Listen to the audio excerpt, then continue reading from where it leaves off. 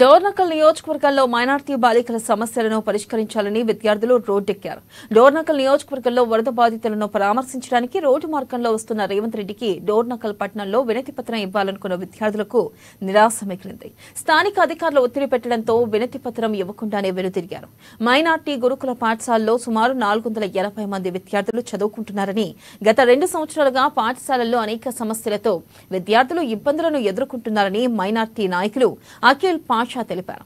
విద్యార్థులు ఎదుర్కొంటున్న సమస్యలకు శాశ్వత పరిష్కారం కోసం ముఖ్యమంత్రి రేవంత్ రెడ్డికి వినతిపత్రం అందజేయాలనుకుంటే స్థానిక అధికారులు అడ్డుకున్నారన్నారు. ఇక తక్షణమే జిల్లా కలెక్టర్ విద్యార్థులు ఎదుర్కొంటున్న సమస్యలను శాశ్వత పరిష్కారం చూపాలని కోరారు.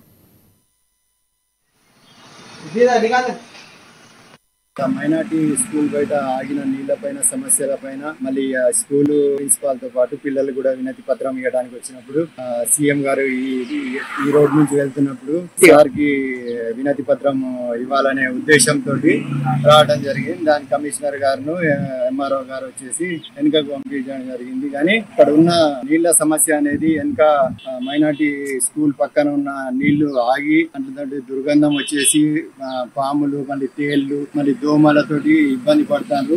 ఇదే విషయం ఎమ్మెల్యే జాటోత్ రామచంద్ర నాయక్ గారికి నేను వినవించాను.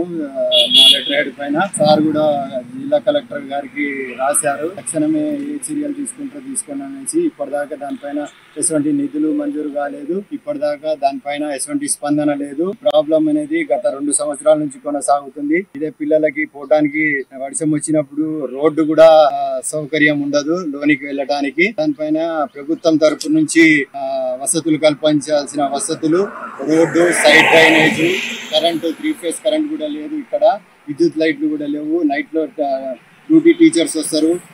మార్నింగ్ ఏందో వర్షం పడ్డప్పుడు పిల్లల తండ్రులు వచ్చినప్పుడు జారీ పడటం కానీ, టీచర్లు జారీ పడటం కానీ ఈ విధంగా జరుగుతుంది.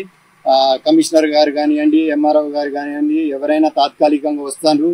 దీనికి శాశ్వత పరిష్కారం అనేది చూపించట్లేదు. దయచేసి ఈ యొక్క చూస్తున్న ప్రతి ఒక్క అధికారి దీనిపైన స్పందించి తక్షణమే దీనిపైన చర్యలు తీసుకొని ఈ యొక్క